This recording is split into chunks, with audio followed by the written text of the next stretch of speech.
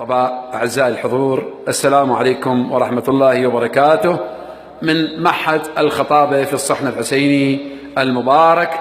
نتواصل معكم في هذه الدروس، دروس الخطابة. انتهينا من الدرس السابق في كيفية استخدام صوت الخطيب وتوزيعه على المجاميع الشعرية في الختمة. درس مهم جدا. الخطيب يجلس، أني أتقن طور الملائي، أعرف شو وقت استخدمه وين أبيات، وبعد أقطع الكلام إخواني انتبهوا عليه. أتقن طور مثلا الزريجي، أعرف شو وقت استخدمه، أعرف شو وقت استخدمه يعني في الختمة وفي يا زمان. طور الزريجي في شهر عاشور في 10 أيام محرم جدا مجزي يصير، لأن له علاقة بالمقتل. طور الهادئ شو وقت استخدمه؟ فمثل القرآن بالضبط، القرآن اكو آيات تخويف، اكو آيات شبيهة حزن، اكو آيات فرح. مثلا آيات الفرح نقرأها بمقام العجم: وجعلنا من بين أيديهم سدا ومن خلفهم سدا. أريد أستخدمها بالحزن: وجعلنا من بين أيديهم سدا ومن خلفهم. شفت شلون استخدمتها؟ وجعلنا من بين أيديهم. إذن الأطوار نفس الشيء. فمن أجل الختمة أقعد بالبيت أنا أشوف يا ثوب هذا الحلو يصير على هاي المجاميع، وأبدأ بحفظ هذا الطور على هاي المجموعة، وأكرره بعدة مجالس، أكرره بعدة مجالس. راح تصير عندي هاي الختمة الحسينية حافظها وأدري يا أطوار استخدم بيها. صار عندكم معلوم؟ لحد الآن اللي عنده سؤال يسأل إخواني وأحبائي. عندكم أسئلة لو أنتقل؟ أي شيخ تفضل. ارفع صوتك. جيد. سماحة الشيخ يقول: هل نستطيع أن نستخدم طور واحد بالختمة؟ نعم نستطيع، ولكن إخواني وأحبائي الجمهور راح يمل. ليش يمل؟ لأنه أنا مسميها في كتابي هاي أزيز النحل. شايفين النحلة من تطلع صوت، نفس الصوت هو يومية وبنفس اللحظة ورا ساعة نفس الصوت.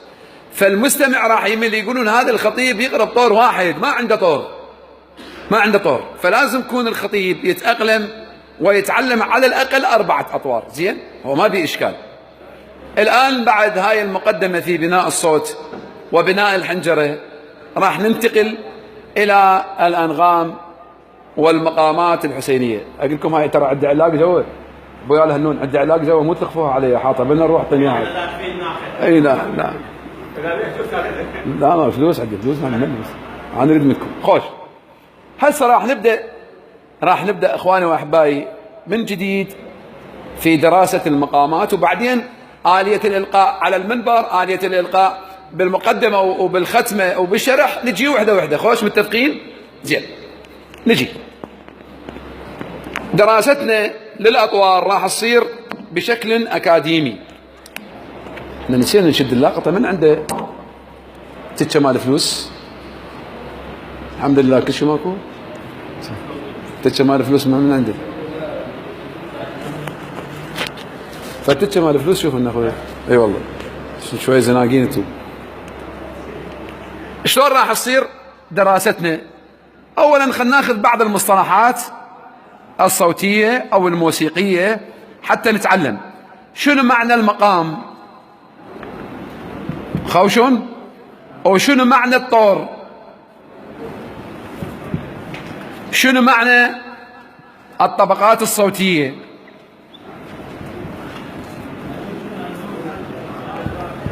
موجودات كلهن بكتابي تحفظوهن حتى أسوي لكم امتحان.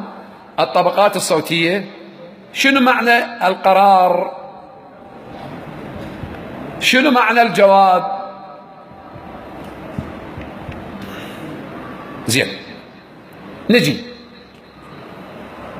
اي والله عشيدك قلبي، اكيد هذا من الشيخ صاحب، اكيد تمام. شوف طاق رجال طاق عنه.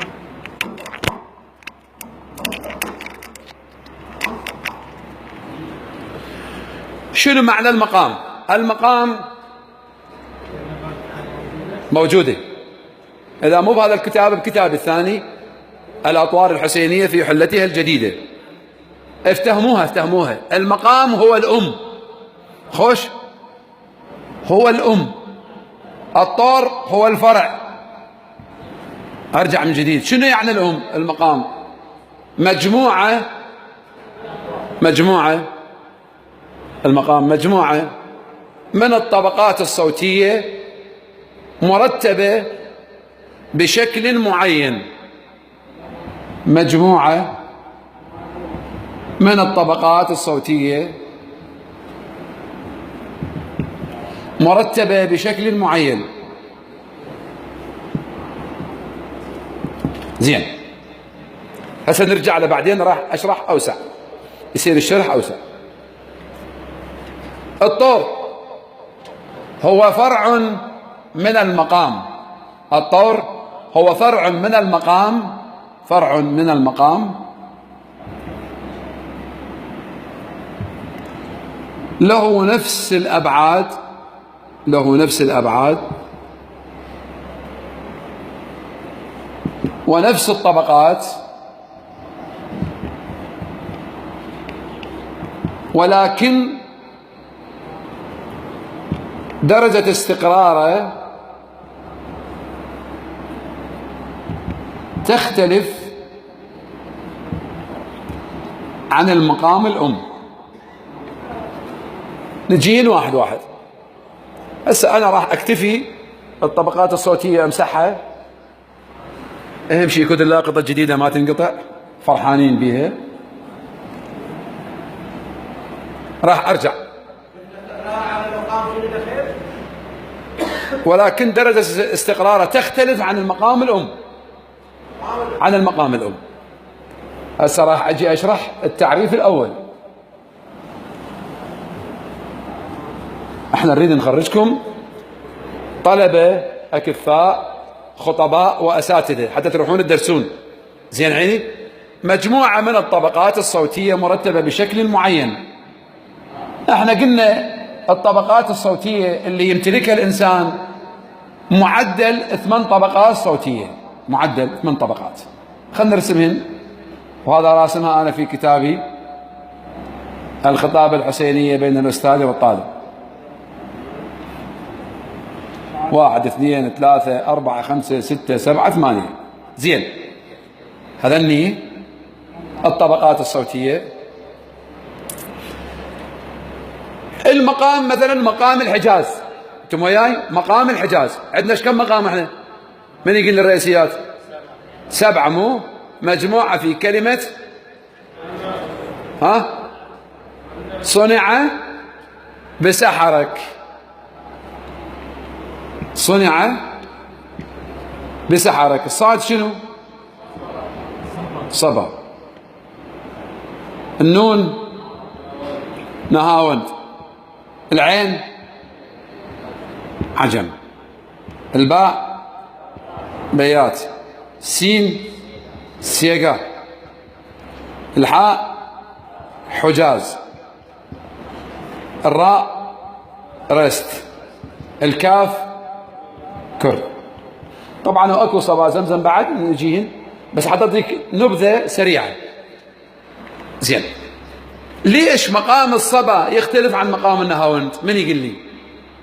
مقام الصبا مثلا والضحى والليل إذا سجى ما ودعك ربك وما قلى، مقام الصبا. مقام النهاوند والضحى والليل إذا سجى ما ودعك ربك وما قلى. يلا اللي يعرف شنو الفرق ليش اكو اختلاف بين مقام الصبا مقام النهاوند بين مقام النهاوند مقام العجم؟ يرفع ايده يقول لي شيخنا اي شنو شيخنا فرق؟ ايه لا، يقول النهاوند بقرار وجواب، كل مقام بقرار وجواب. بعد اوضح، راح اوضح لكم اياه. شوفوا بقى انتبهوا عليه. مثلا السلم مال مقام الحجاز، طبعا هي هاي المعلومات انا اللي اعطيكم اياها مو كلها اريدها من عندكم بالامتحان، بس انا على مود المشاهد يستفيد على نطاق عالمي، وانتم هم ما تستفادون. اللي مطلوب من عندكم احدده بالكتاب واقول لكم اقروا هذا تحريري وشفهي الامتحان يصير زين. هذا مثلا نريد نرسم سلم مقام الحجاز، هذا الحجاز الحجاز بالدرجه الاولى الف، الباء فراغ، الثاني جيم دال هاء واو لام الف. هاي 1 2 3 4 5 6 7 8 زين، انتبه عليه. حسبنا الفراغ وحسبنا الخط.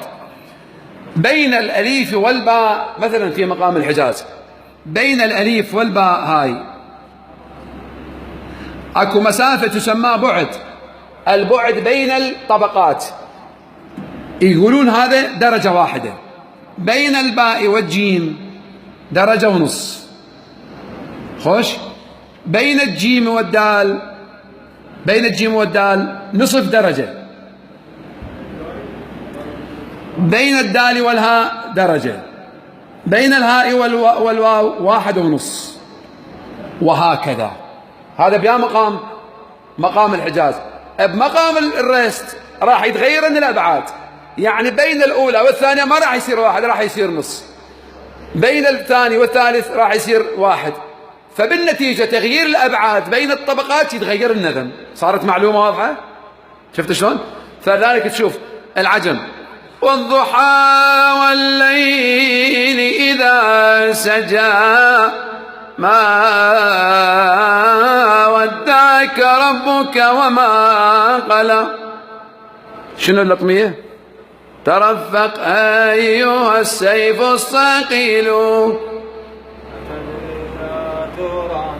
أو مثلا جابه ومدد ما بين خوت، مقام العجم.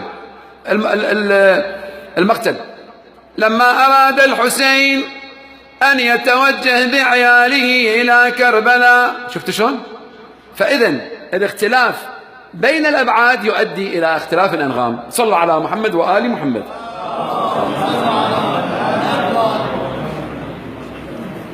هسه عرفنا شنو المقام؟ مجموعة من الطبقات الصوتية مرتبة بشكل معين. خوش زين. نجي الدور للطور. 3/4 الخطباء 3/4 الرواديد الله يوفقهم ما يعرف شنو الفرق بين المقام والطور. قلنا المقام الأم، الطور شنو فرع. هسه نجي مثلا إلى مقام البيات. مثلا أعطيكم مثال. مقام البيات قلنا ايش كم طبقة؟ 8 مو؟ 1 2 3 4 5 ما يخالف تستخدم الفراغ همات. مقام البيات هاي أليف، هاي باء، هاي جيم دال هاء واو لام أليف. هاي أليف شو نصيح عليها؟ شو نصيح عليها؟ أليف قرار. هاي شو نصيح عليها؟ عندنا مقام البيات. هذا الغريب منين وين أهل راحة وين أنا الوالدة والقلب لهفان ودور عزمني ويا كلنا عبيات يا ما ويا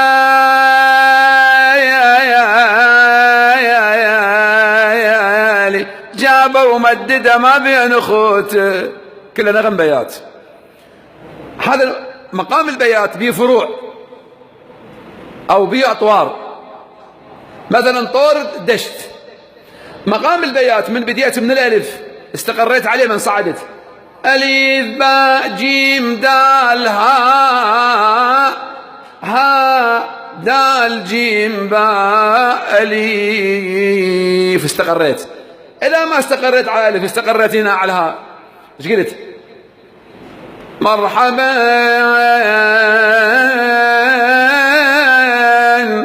بك يا شهر رمضان.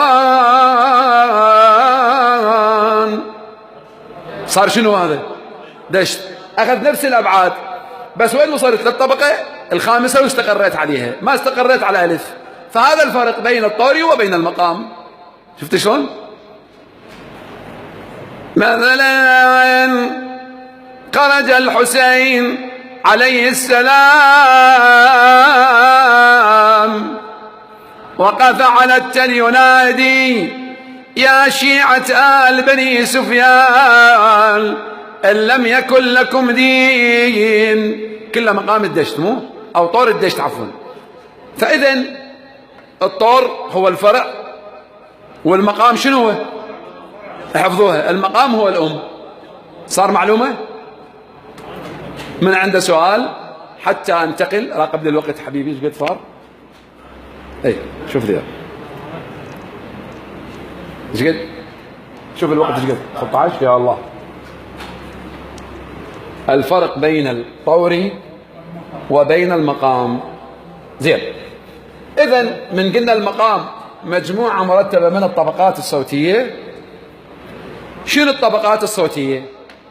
شنو الطبقات الصوتية؟ الطبقة الصوتية صوت تصدره الحنجرة. الطبقة الصوتية، تعريف الطبقة الصوتية، تعريف الطبقة الصوتية. وهذا الماجيك همات خلص. الطبقة الصوتية، فد واحد يشوفني ماجيك زين وينقذني. الطبقة الصوتية شنو معناها؟ صوت الله لا يكتب.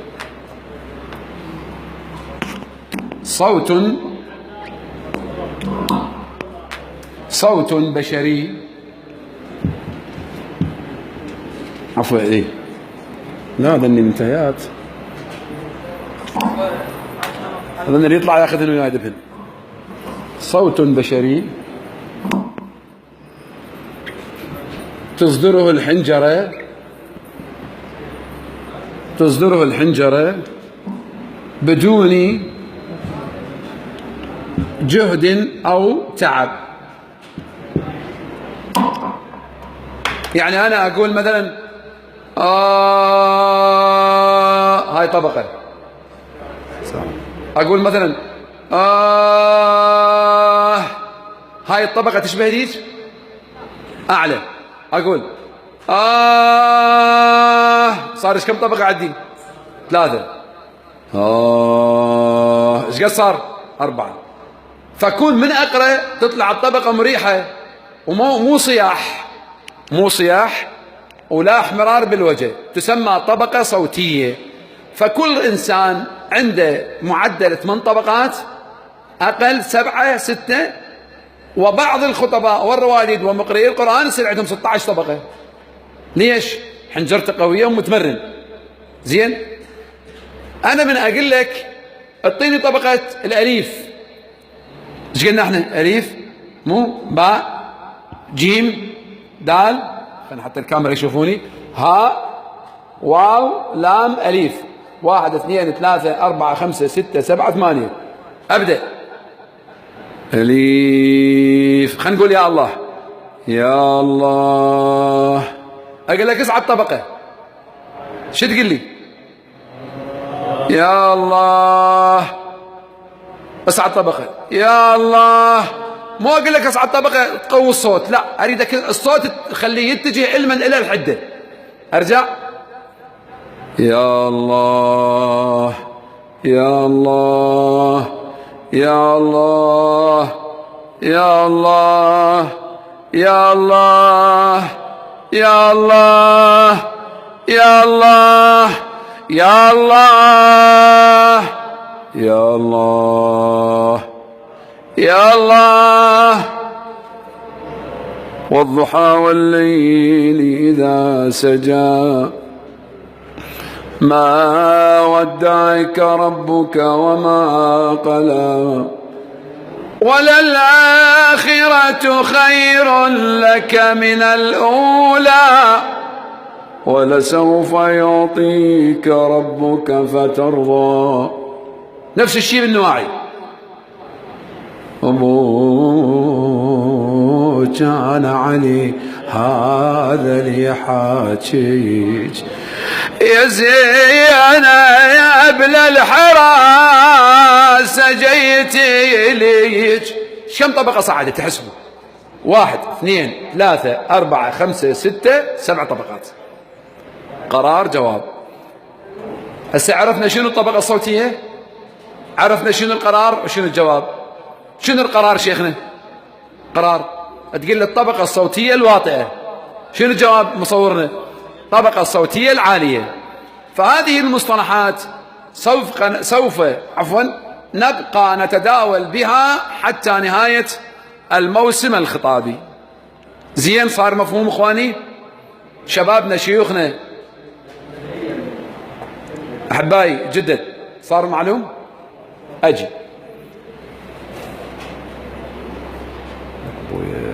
هذا الشيخ هاي الهوسه كذا ب3. اهلا شيخ خلدون. هاي تو كنت غايب وين هاي؟ شلونكم؟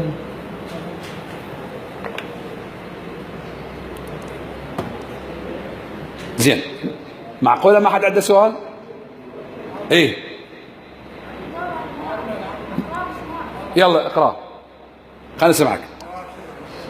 اقرا هاك الزم الميكروفون خلينا نشوف الطور.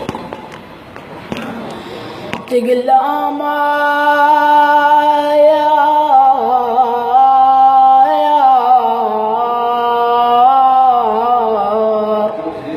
على عبده وضربني من ضربة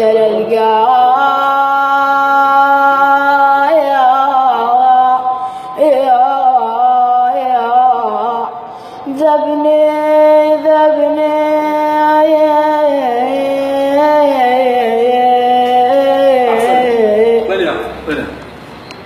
هذا مقام البيات. طورنا على البيات هذا. شوف الصورة مالته واضحة؟ جيد يلا استريح. هاي الختمة جاي اوزعها عليكم ابو احمد.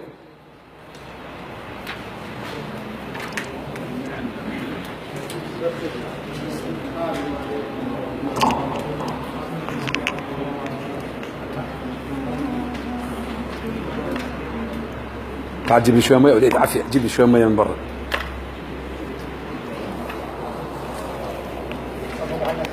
نعم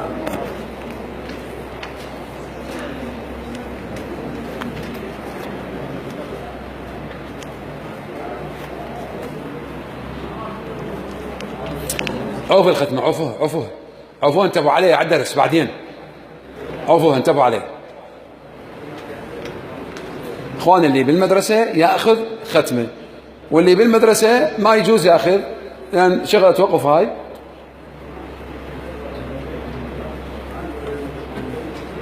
يلا انتبهوا عليه. سند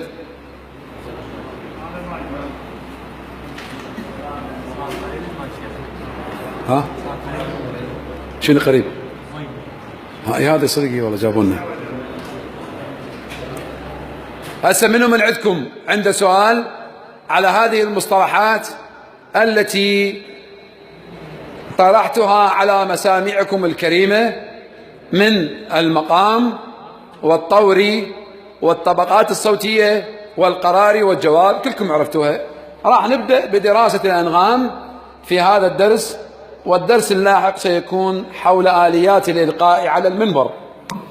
الآن قلنا احنا المقام عندنا كم مقام؟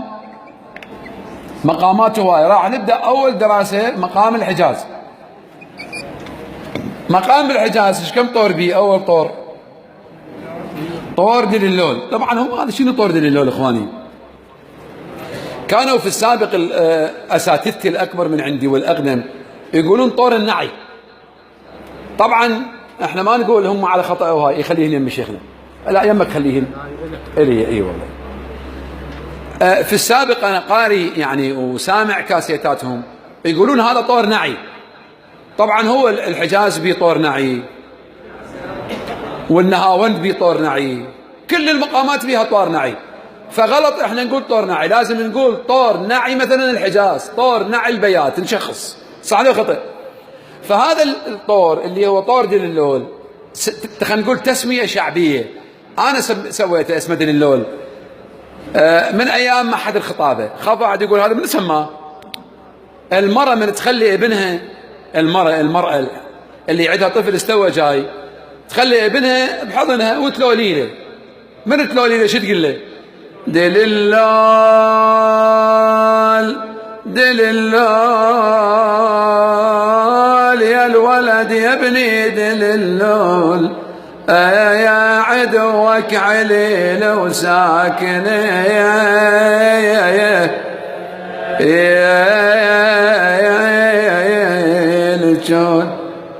نغمة الحزن غالبة على أمهاتنا، الله يحفظ أمهاتكم ويرحم الماتن منهم.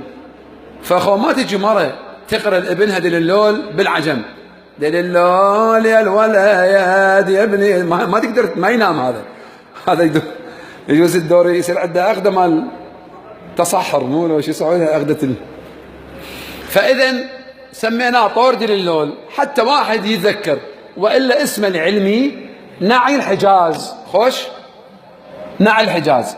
شو المفتاح مالته؟ دللول يا الولد يا ابني دللول.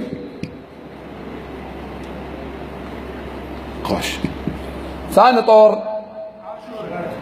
العاشوري، أنا الوالدة والقلب الأحفاد، المفتاح مالته. ثلاثة طور التخميس، بعد ماكو داعي أكتب طور، التخميس بنغم الحجاز لأن عندنا بنغم البيات. زين. أربعة لا طور الخليجي، الخليجي الأول. خمسة طور الخليجي الثاني، هذا اللي هم أنا حطيت التسميات. ستة طور العراقي بنغم الحجاز.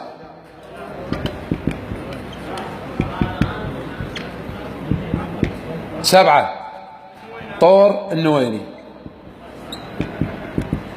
تقريبا إخواني وأحبائي وأعزائي المشاهدين، قلنا المقام شنو هو؟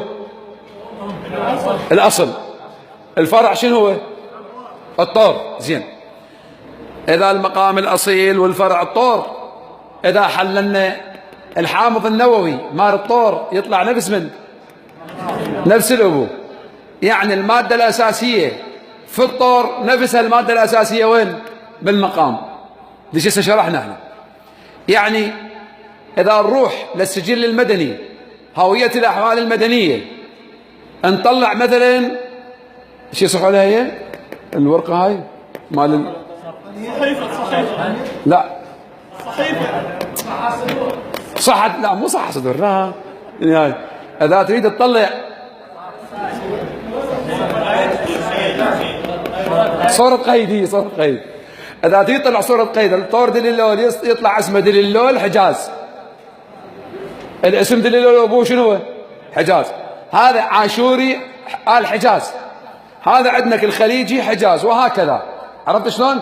يعني هذول كلهم بيهم نغمة مشابهة إلما للأبو. مثل واحد عنده ولد هواي، من تشوف واحد من عندهم تقول يا جماعة هذا ابن شيخ رضا، مبين عليه حتى وإن كنت أنت ما شايفه سابقا. زين. هسه راح نسوي أول مرة الحجاز، مقام الحجاز نسويه هو هكذا. نجي نشرح منين نطلعه وبعدين ندرس الأطوار. أسويه على السريع. دللال دللال يا دللال يا عدوك عليل وساكن الجول. يا ابني عبد الله على فرقاك صبر ثنى ودرا ثداياك. هذا الحجاز، أو عفوا طور دليل اللول اللي هو بالاسم العلمي نعي حجاز. العاشوري أنا الوالدة والقلب لهفة. التخميس يا نازلين بكربلاء. أحسنت. أخواني اللي على الحائط تعالوا هنا، خطيئة النسوان يطبون يزورا ما يقدرن القبر. عافية، الله يوفقكم. أنتم شوية تقدموا أبويا مدرسة الخطابة، رحم الله من ذكر القائم. قدموا عليه، تقدموا. تعالوا اللي جاي، تعالوا تقدموا. استريحوا مع الصلاة على محمد وآل محمد. عافية. النساء يريد يزورن قبر السيد محمد رضا الشيرازي قدس الله سره الشريف وآية الله السيد مهدي الشيرازي، فتسمحوا له. نعم، أنتم وياي هسه طور التخميس. طبعا راح نجي إن شاء الله واحد ندرسهم. يا نازلين بكربلاء خبر بقتلانا وما. الخليج الأول لما انحدى الحادي بودايع لنزينبتنا. شوف الوقت ايش قد بهونك يا الخليج الثاني لما انحدى الحادي بودايع العادي لن زينب تنادي بهونك يا حادين. عالسريع جاء اسوي العلاقه بلغم الحجاز. يا ابني شقول عليك يا ابني دول ابني زماني بيك دول ابني النويني وكان علي هذا اللي حاجيك يا زينب للحراس جيتي ليك. بس ليش هذا هيك صار؟ هاي بعدين. طبعا في ختام هذا الدرس نسأل من الله سبحانه وتعالى أن يوفقكم بحق الصلاة على محمد وآل محمد. الفاتحة مع الصلوات.